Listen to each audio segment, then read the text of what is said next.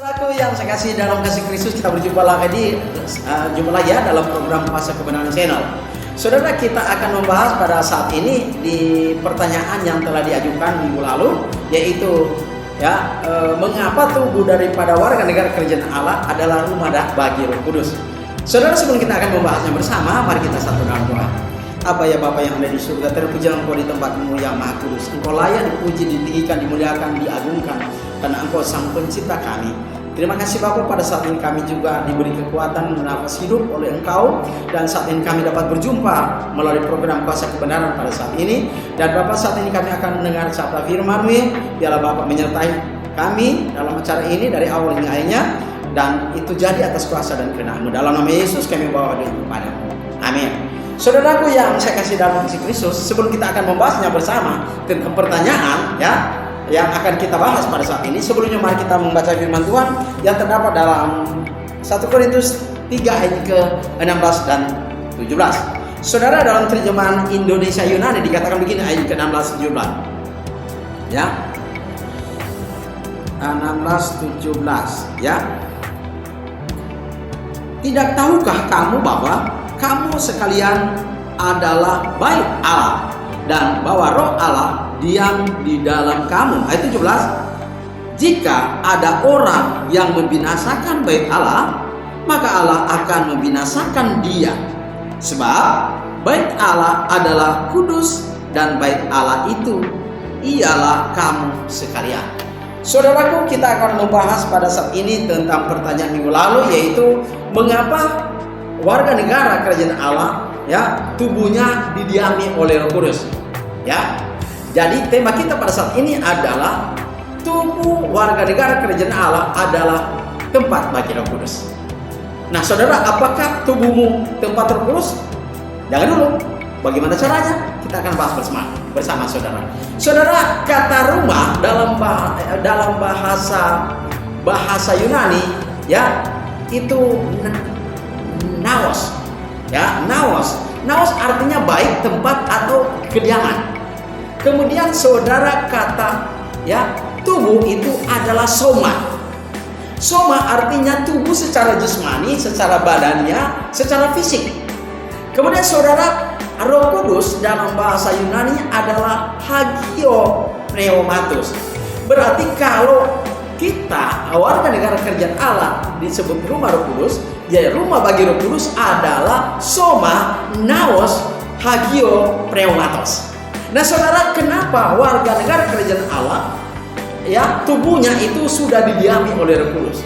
Nah, jawabannya saudara yang dijelaskan oleh Rasul Paulus dalam 1 Korintus 6 ayat 19, bahwa rumah Roh Kudus itu adalah soma, dan tempat itu tubuh itu adalah soma, kemudian tempat itu adalah naos, Roh Kudus adalah hagio pneumatos. Mengapa saudara? Pertama saudara, karena warga negara kerajaan Allah yang ada di Korintus, mereka sudah dibaptis masuk ke dalam air.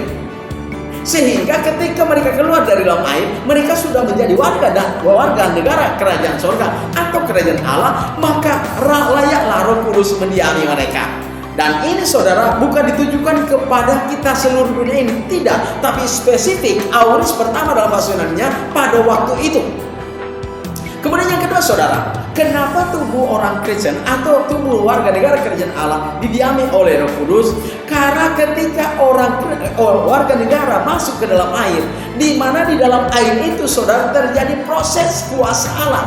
Nah, kuasa Allah inilah hagios pneumatos ini, atau Roh Kudus ini, atau Roh Suci itu yang bekerja di dalam air. Nah, sekarang pertanyaannya, kinerja dari Roh Kudus apa? Yaitu dia membersihkan hati nurani kita ketika dia di dalam air itu dengan alat, saudara. Apa alat ini saudara? Yaitu darah Kristus. Saudara, darah Kristus itu adalah toaima to Kristo.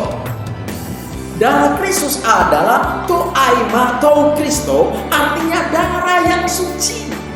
Nah, itu dijelaskan dalam Ibrani 9 ayat ke-14, di mana ketika kita berada dalam air, menurut Kolose 2 ayat ke-12, saudara, di dalam air itu darah Kristus membersihkan hati nurani kita Kenapa hati nurani kita harus dibersihkan? Karena hati nurani kita melakukan dosa, dan ada dosa dalam hati nurani melalui perbuatan. Dan ketika kita berada dalam air, itu darah Kristus mencuci hati kita, tapi dikerjakan oleh apa? Oleh Roh Kudus. Bagaimana caranya? Dijelaskan Kolose 2 ayat 16. Jadi itulah sebabnya ketika keluar dari dalam air, Paulus bilang dalam Roma 6 ayat 4, itu orang yang menjadi warga negara kerajaan Allah setelah mereka keluar dari dalam air, atau saya dan saudara keluar dari dalam air, maka menjadi kehidupan yang baru. Ya, kehidupan yang baru. Itulah sebabnya Roh Kudus layak menempatkan atau tinggal dalam tubuh orang Kristen. Pertanyaannya lanjut adalah, di mana Roh Kudus itu tinggal dalam diri orang Kristen? Apakah di jari-jari, atau di dalam badan, atau di otak, atau di mana? Saudara, penjelasan perjanjian baru bahwa ketika kita menjadi hidup yang baru, diproses oleh kuasa Allah dalam air, dan ketika keluar dari dalam air menerima hidup yang baru, maka Roh Kudus itu diam dalam hati nurani kita. Bagaimana kita tahu? Itu dijelaskan oleh perjanjian baru, saudara, dalam Efesus pasal 3 ayat 16. Dan bukan hanya Roh Kudus diam dalam hati kita, saudara, tetapi Yesus juga diam dalam hati kita. Kenapa? Karena hati kita sudah dibaharui, sudah dicuci, sudah dibersihkan, sudah dinyatakan halal. Maka Roh Kudus bisa diam dalam hati kita, dan Yesus bisa diam dalam hati kita. Itu dijelaskan dalam Efesus 3 ayat ke-17 dan 16-17, saudara.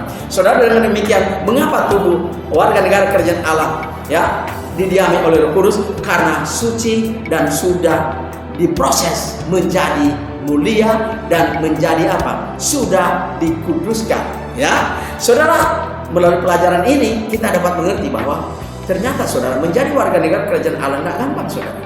Ya, ada proses. Dan Roh Kudus sedang dalam hati warga negara kerajaan Allah itu tidak gampang, tapi melalui proses. Tapi proses itu dijelaskan oleh apa? Bukan pendeta, bukan Melkidaleno, tapi bukan malaikat dari surga, tapi dijelaskan oleh firman Tuhan. Semoga bermanfaat bagi kita. Tuhan berkati. Amin. Saudara, mari kita berdoa. Terima kasih Bapa, kami telah mendengarkan sabda firman-Mu, dan biarlah firman itu menggugah hati kami, dan kami dapat melakukan sesuai dengan firman-Mu, agar kami, Roh Kudus, Yesus, bisa diam dalam tubuh kami. Terima kasih, dalam nama Yesus kami bawa doa kepada-Mu. Amin. Saudara, hubungi nomor saya di 0853 40 42 98 73. Tuhan berkati. Sampai jumpa.